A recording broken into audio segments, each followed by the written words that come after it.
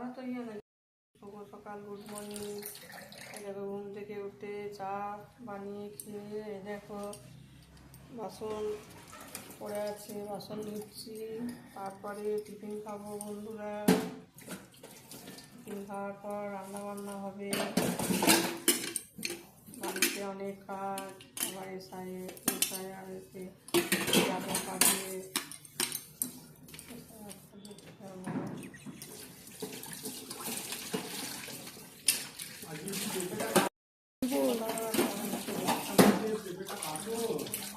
কাটছি এসআইয়ের দিদি এসছে, একটু বাসনটা ধুয়ে নিই, তারপরে কেটে দেবে এসআইয়ের দিদি। দিয়ে দিই, ইয়েগুলো আছে ওগুলো দিয়ে